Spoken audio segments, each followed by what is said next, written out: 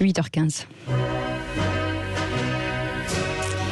Et c'est le regard libre de Napoléon avec l'éditorialiste du jour, c'est Dimitri Casali. Bonjour. Bonjour. Écrivain, essayiste, spécialisé dans la vulgarisation historique et spécialiste de Napoléon. Oui, alors toute la semaine, à l'occasion du bicentenaire de la mort de l'empereur, eh bien nous allons essayer de voir comment chaque jour Napoléon aurait réagi à l'actualité ou des grands sujets en fait du moment.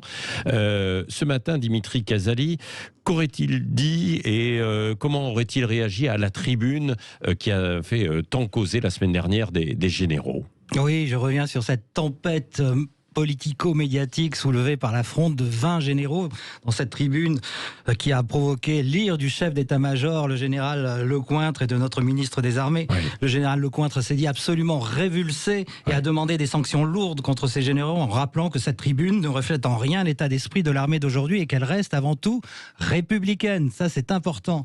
Parce que Napoléon, comment aurait-il réagi face à cette tribune si des généraux comme ça avaient osé s'élever contre lui? Qu'aurait-il dit, fait, commenté? Quelles sanctions aurait-il pris, bien sûr? Oui. Alors, quelles sanctions? Alors, pour Napoléon, quelque chose est très clair. L'armée, c'est la nation, déjà. Et la discipline militaire, c'est le principe moteur des armées. Il n'aurait certainement pas toléré la moindre agitation des officiers, d'autant plus qu'effectivement, sa grande armée, c'est assez important de le redire, face à toutes les polémiques d'aujourd'hui, sa grande armée était républicaine, à fond, 100%. Donc, animé par une véritable ferveur patriotique, l'amour de l'égalité, la haine de l'aristocratie, à ses yeux, aux yeux des soldats, je veux dire, l'empereur, c'était l'ennemi des rois. De l'ancien régime, des vieilles monarchies féodales qui règnent partout à travers l'Europe. Ces soldats lui sont extrêmement attachés et le suivraient jusqu'en enfer. Pourquoi? Pour la bonne raison qu'en fait, ils partagent toutes leurs souffrances, leurs privations sur le champ de bataille. Il fait partie des leurs. Donc c'est pour ça qu'il est capable d'exiger d'eux une discipline absolument incroyable. Et à la moindre insubordination, c'était le peloton d'exécution. Est-ce que Napoléon aurait pris le temps de lire les revendications des officiers, Dimitri Casali? Oui, voilà, c'est là la différence avec aujourd'hui.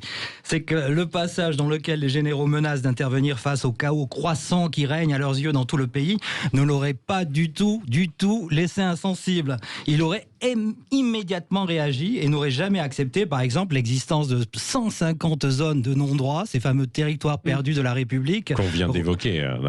Voilà, la transition était vraiment parfaite.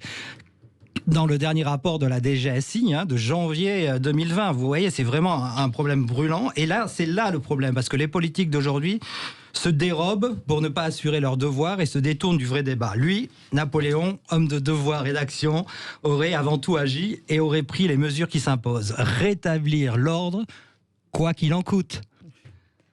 Et d'abord en envoyant la gendarmerie. La gendarmerie qu'il avait réformée totalement en 1801, dont il avait redéfini chacune de ses missions de maintien de l'ordre. Selon lui, la gendarmerie constitue la principale force publique nécessaire à la pacification civile des territoires.